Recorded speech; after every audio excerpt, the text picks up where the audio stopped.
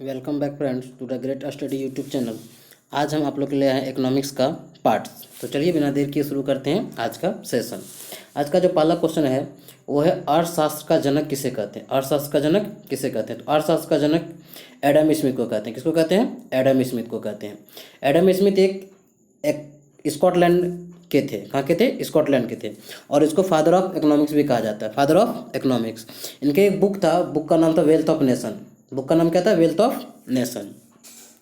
Next यदि बात की जाए तो नेक्स्ट है अर्थशास्त्र में बाजार से क्या अभिप्राय है। तो अर्थशास्त्र में बाजार से अभिप्राय होता है प्रतियोगिता की उपस्थिति। प्रतियोगिता की उपस्थिति मतलब मार्केटिंग में क्या है कि कंपटीशन होना बहुत ज़रूरी है, तो उसी को बोलते हैं प्रतियोगिता की उपस्थिति। बाजार भारत में अर्थव्यवस्था कैसी है? तो भारत की जो अर्थव्यवस्था है वो है विकासशील अर्थव्यवस्था। नेक्स्ट देखते हैं, भारत में आर्थिक सर्वेक्षण प्रत्येक वर्ष सरकारी तौर पर कौन करता है? तो ये करता है वित्त मंत्रालय। कौन करता है? वित्त मंत्रालय। वर्तमान में भारत के आर्थिक विकास में किसको अधिक से अधिक महत्व मिल रहा है? तो वर्तमान स्थिति में जो है आर्थिक विकास में अधिक से अधिक महत्व किसको दिया जा रहा है? निजी क्षेत्र को, प्राइवेट सेक्टर जिसको बोलते हैं। आइए देखते हैं नेक्स्ट। गांधीवादी अर्थव्यवस्था किस सिद्धांत पर आधारित थी? वो थी ग्रामीण सहकारिता। किस पे थी? ग्रामीण सहकारिता पे। नेक्स्ट देखते हैं, विकासशील राष्ट्र ने विकास के लिए किस मॉडल पर आधारित आयोजन के माध्यम से आर्थिक विकास का प्रयास किया? तो वो किया हेरोड डोमर मॉडल पे। किस पे आधार पे किया? हेरोड डोमर मॉडल पे। आइए देखते हैं नेक्स्ट, राष्ट्रीय ग्रामीण विकास संस्थान कहाँ पे है? तो राष्ट्रीय ग्रामीण विकास संस्थान कहाँ पे है? हैदराबाद में है। कहाँ पे है? हैदराबाद। नेक्स्ट देखते हैं, वर्तमान समय में देश में किस तरह की बेरोजगारी अधिक देखने को मिल रही है? तो वो किस तरह की देखने को बेरोजगारी मिल रही है? शिक्षित बेरोजगारी। कैसी बेरोजगारी? शिक्षित बेरोजगारी। आइए देखते हैं नेक्स्ट, भारत में बेरोजगारी के आंकड़े एकत्रित एवं उसे प्रकाशित कौन करता है?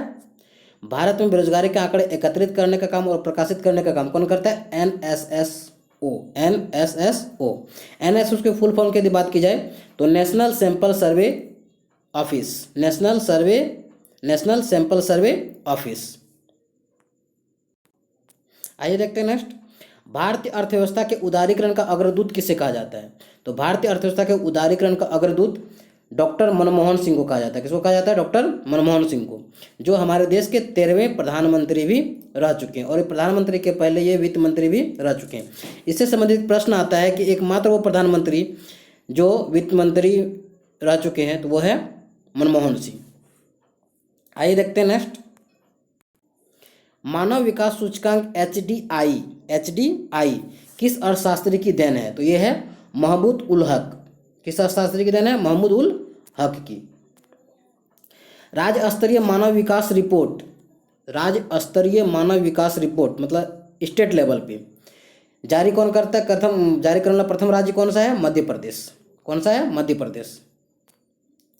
आर्थिक नियोजन किस विषय के अंतर्गत आता है? तो यह आता है समवर्ती सूची। किसके अंतर्गत आता है? समवर्ती सूची। आप लोग पढ़े होंगे राज्य सूची, केंद्र सूची और समवर्ती सूची। तो ये आर्थिक नियोजन किस विषय में आता है? समवर्ती सूची में। आइए देखते हैं नेक्स्ट, औद्योगिक क्रांति सर्वप्रथम किस देश में हुई? तो ये हुई थी इंग्लैंड में। औद्योगिक क्रांति सर्वप्रथम किस देश में हुई? इंग्लैंड में।